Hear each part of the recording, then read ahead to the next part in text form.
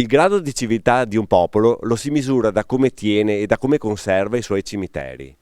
Cari lettori del quotidiano Le Piave, oggi, vigilia di Ognissanti, siamo venuti a buttare un occhio su alcuni cimiteri della nostra zona.